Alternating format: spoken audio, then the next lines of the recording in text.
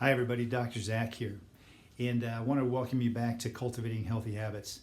This month we've been really talking a lot about rest, and it's interesting is that rest is one of the 5 key foundational components to us living a healthy and a whole life. And we've talked about rest as it applies to our physical body, giving our bodies a chance to recover. Talked about even fasting and how as we take and we give our digestive system a break, not having to work hard to break down food and convert it to energy and make sure that it gets to all the right places and eliminate all the toxins that take place. As it can rest, our body actually goes into this healing cycle, and it increases the effectiveness of our healing up to 400%. And so we see that there's a massive benefit that comes from this rest. And it's so countercultural because everything in our life is about driving harder, striving more so that we can get the outcomes that we want. But rest is a critical component for that.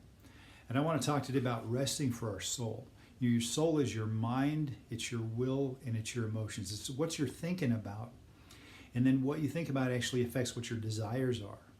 And your desires are what affect the way that you feel, your emotions, whether you're up, whether you're down. If your mind is always in a place of busyness and chaos and turmoil, then what happens is our emotions start to follow suit and we live in this anxious place. But if our thoughts are the thoughts of peace and harmony and joy and gratitude, then what happens is our entire physiology changes, as hormones change, and our emotions come back to this place of just being calm. And it's interesting is that our whole lifestyle is caught up in such a way that it's constantly bombarding us with stimulation that keeps us in this amped up, agitated state. In fact, I just saw an article recently about what happens when you do a 72-hour phone fast. Basically putting aside your device, you can actually answer your phone and talk to people on it, but not sitting there scrolling and going through and looking at all the different noise that's coming at you from all the different social medias, all the different news articles, everything else that's constantly coming. Checking your emails, seeing what's going on, the things that we do, the things that we have become addicted to. And in 72 hours, it talks about how our brain literally goes through a withdrawal effect.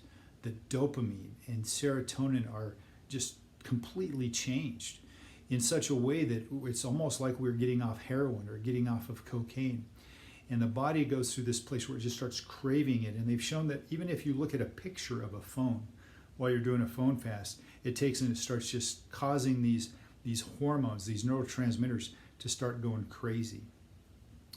Which is why we can't put our phones down, because we become junkies to that next fix, that next dopamine hit that comes as we're scrolling through. And what that does is it makes us where we're not aware of the reality that's going on around us. We think that what is happening inside this device is our reality. And it makes it to where that noise is coming in constantly. We're not hearing the things that we need to hear.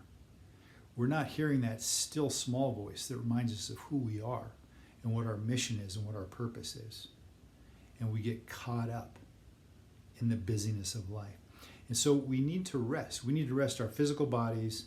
We need to rest our digestive systems. We need to rest our soul and let our mind have a time of rest. One of the most common vacations that's taking place right now is a place where you can go to a remote place where they don't have Wi-Fi, they don't have internet, they don't have access to any of those things. And it just allows us to go through a withdrawal process to start resetting the chemicals inside of our body so that they're actually in a healthy balance instead of in this place of constant agitation. And they're finding that people are just coming back to this place of just being calm. And even as they get back into their real life, they're realizing that if we can just kind of take and put the phones down, stop scrolling, take and withdraw from the artificial social interactions that take place and start spending more time one-on-one, face-to-face, interacting with people, that we come back to this place of actually being more peaceful, more calm. When we're more peaceful and we're more calm, we're more productive. We accomplish more things. We become more satisfied. And it really is this paradox that as we take and we slow down and rest, we see more things take place in a more positive way, in a healthy way, in a restorative way, in a way that helps to fill the passion in our hearts instead of just the addiction in our nerve system.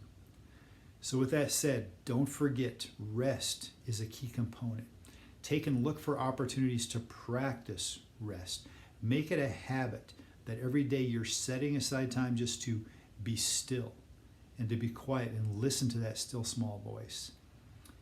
And that you'll find that there will be a peace that comes over you, and you'll notice your productivity increases as well.